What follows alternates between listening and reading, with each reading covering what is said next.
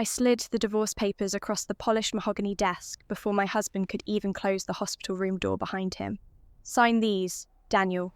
His face went white. The nurse, Jessica, according to her name tag, froze mid-laugh, her hand still resting on his arm. The intimate way they'd been standing together, the flushed look on both their faces, the rumpled state of the on-call room bed visible through the partially open door behind them. None of it mattered anymore. Not this time. "Catherine, what?" Daniel stammered, his eyes darting between me and the legal documents. "I'm not interested in explanations." I kept my voice level, professional. "My lawyer will contact you tomorrow. I've already moved my belongings out of the house." This was the moment that had destroyed me in my previous life. The moment I'd walked in on my husband of 3 years with Jessica in the on-call room. The moment I'd broken down crying, begging him to explain, giving him the power to gaslight me for another 2 years before the cancer diagnosis finally revealed the depth of his betrayal. He'd drained our accounts for her, left me with nothing when I needed treatment most, and I died alone at 32, broken and penniless. But somehow, impossibly, I'd woken up 3 months before this moment. 3 months to prepare, 3 months to take back everything he would have stolen from me. "You can't just... Catherine, please, let's talk about this." Daniel reached for my hand. I stepped back. "Jessica, I'd recommend requesting a transfer to a different department. The hospital administration will be receiving documentation about inappropriate conduct with married staff members tomorrow morning." Jessica's face went from pink to scarlet. "You can't prove anything. I don't need to prove what I just witnessed. I simply need to file a formal complaint." I turned back to Daniel. "Sign the papers. I'm keeping the house. It was purchased with my inheritance, as you'll recall. The car lease is in your name, so that's your problem. I've already separated our accounts." "What accounts? You can't..." "I can, and I did. 3 months ago, actually." I smiled then, cool and controlled. "I moved all my assets into a private account. The joint account has exactly $800 in it. Your contribution from the last 3 months. You're welcome to it." In my previous life, I hadn't known that Daniel had been secretly funneling money to Jessica for over a year, helping her pay off student loans while I'd been putting every spare dollar into our future family savings account. Money he'd cleaned out the day I got my diagnosis. Daniel's shock was turning to anger. "You've been planning this for 3 months?" "Actually, I've been planning this for a lifetime." The words felt cryptic, but true. "You get 1 week to sign. If you don't, my lawyer will file for a contested divorce, and I'll make sure every detail of your affair becomes part of the public record. Your reputation, Memorial Hospital, will be fascinating reading." I turned to leave, and Daniel grabbed my arm. "Catherine, stop. Just stop and think about what you're doing. We can work through this. It's not... Jessica and I, we're just friends." "Daniel, I've thought about nothing else." I removed his hand from my arm, finger by finger, and I've realised that I don't care anymore. Not about your excuses, not about your promises, and certainly not about salvaging a marriage to a man who was planning to abandon his wife the moment things got difficult. "What are you talking about?" I shouldn't have known.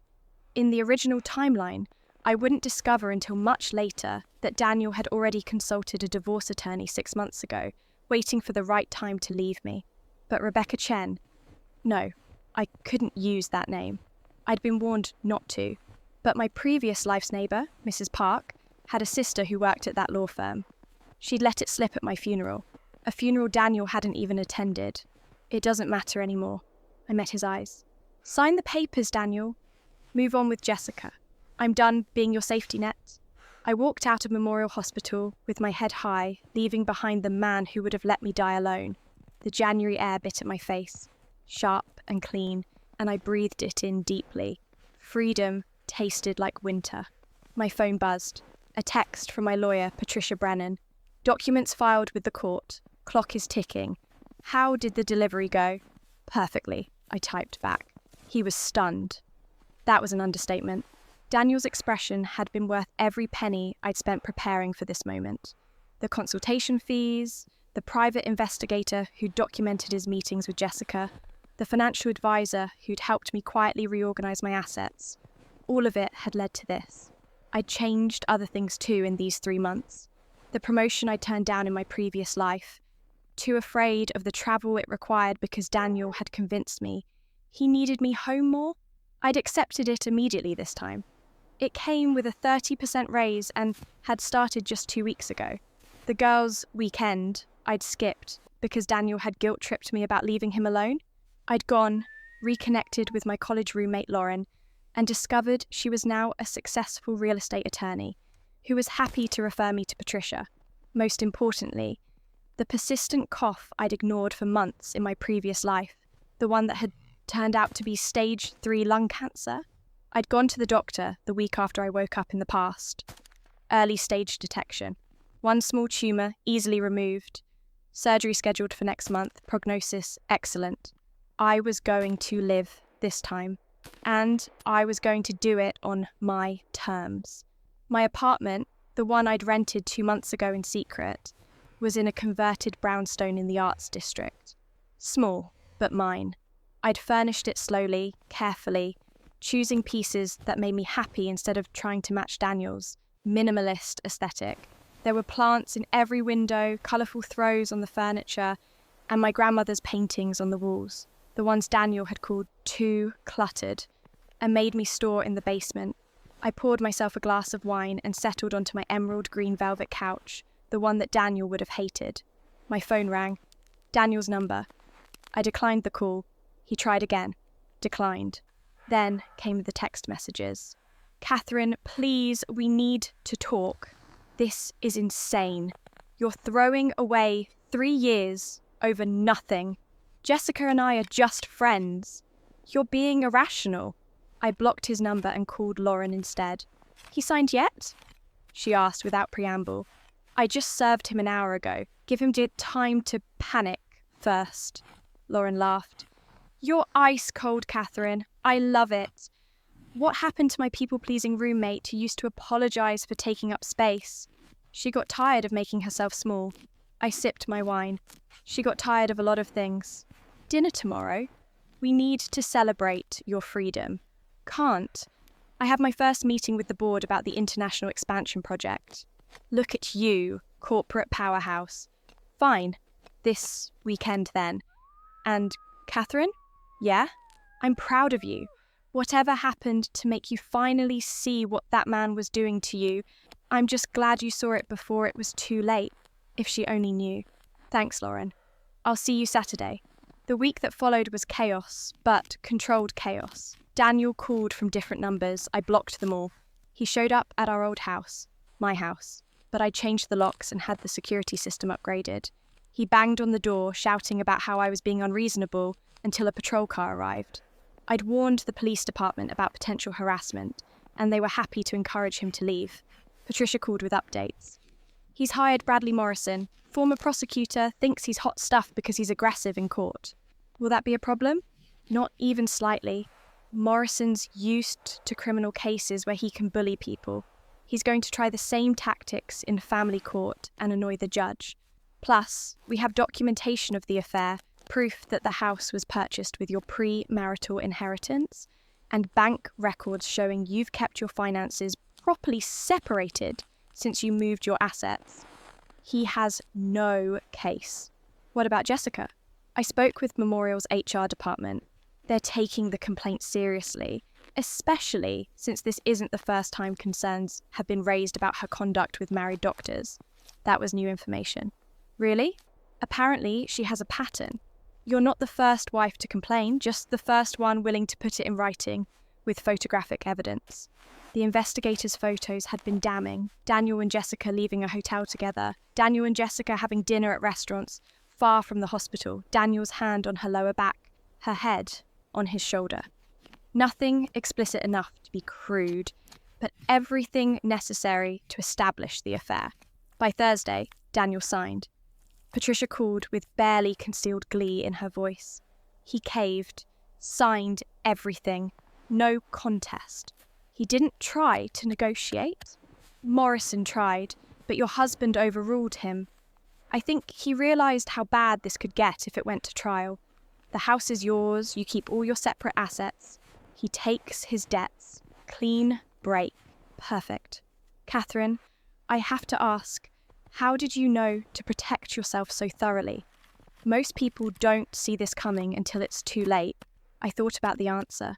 About dying in a hospice room, alone, my accounts emptied, my home sold out from under me to pay for treatments that came too late, about Daniel's name on the deed to the house, how he'd sold it and kept every penny, about the savings account I'd built that had simply vanished while I was too sick to fight.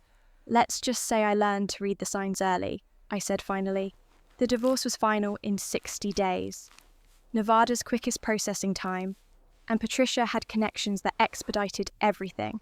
I attended the final hearing in a navy blue suit, my hair swept back, looking healthy and confident. Daniel looked haggard, dark circles under his eyes, his usual polish gone. Jessica wasn't with him. According to hospital gossip, which my former colleague Amy was happy to share, Jessica had already moved on to an attending physician in cardiology. Daniel had been devastated to discover he was just another conquest.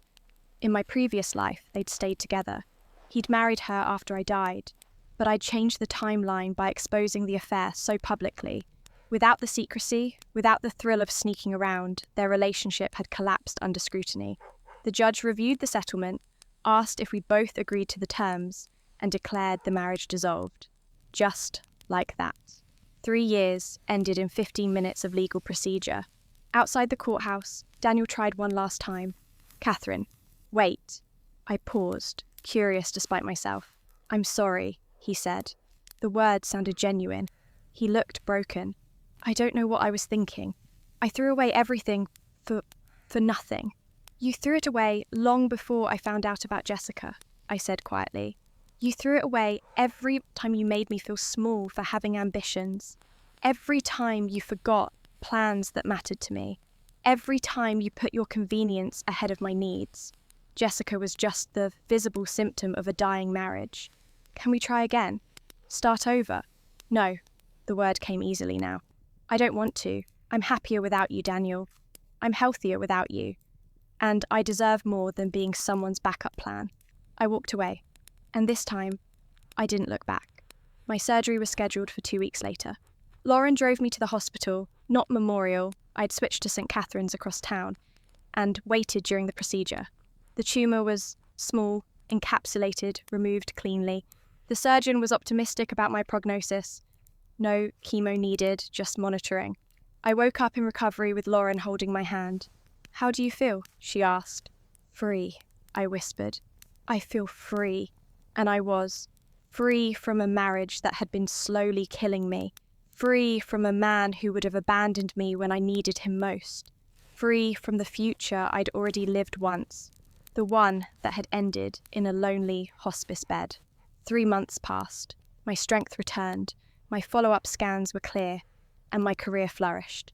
The international expansion project was a massive success. I led negotiations in Singapore and Tokyo, coordinated with teams across 5 time zones, and received recognition from the CEO personally. The promotion to VP of Global Operations came with another significant raise, and an office with a view. I bought new furniture for the house, turned Daniel's home office into a library with floor-to-ceiling bookshelves, and adopted a cat from the shelter, a dignified older tabby named Winston, who claimed my favourite reading chair as his throne. Lauren introduced me to her book club, and I made new friends. Women who were smart, accomplished, supportive, who celebrated my successes instead of feeling threatened by them, who didn't expect me to minimise myself to make them comfortable. One Saturday evening, 6 months after the divorce, I was at a gallery opening for a local artist when I saw Daniel across the room.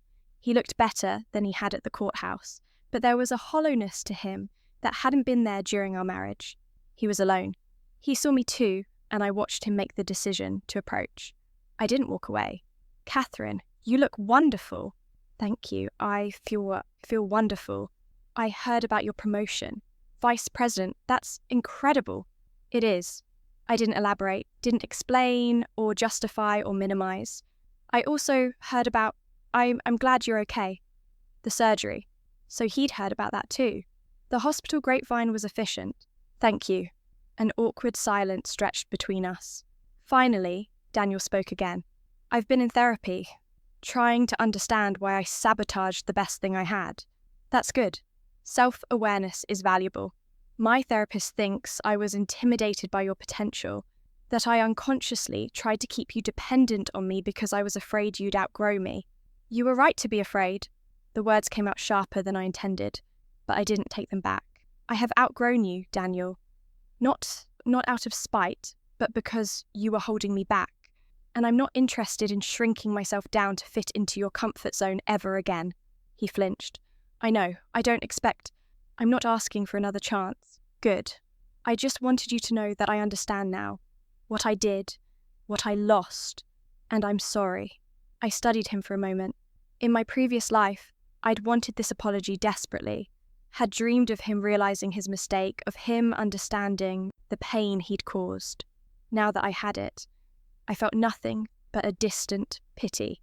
I forgive you, I said, and I meant it. Not for his sake, but for mine. I hope you find whatever it is you're looking for, Daniel. I hope you become someone who deserves the next person who trusts you. What about you? Are you seeing anyone? I smiled. That's not your business anymore. But I'm happy. Genuinely happy. And that's all you need to know. I walked away from him for the final time, carrying a glass of champagne and feeling lighter with every step. Behind me, I heard him sigh, but I didn't turn around. That chapter of my life was closed. Finished. Done. The artist whose work I'd come to see approached me with a smile. His name was James, and he painted sweeping landscapes that captured light in ways that made your breath catch. We'd been emailing about a commission for my office. Catherine, I'm so glad you could make it. I wouldn't miss it. Your work is extraordinary. We talked about art, about travel, about the places we'd both been and the places we dreamed of going. He was intelligent, passionate about his work, and when he laughed at my stories, it was genuine. No condescension, no subtle put-downs disguised as jokes. Would you like to get coffee sometime? He asked as the evening wound down. I'd love to hear more about your travels, and I promise I'll talk about something other than paint techniques.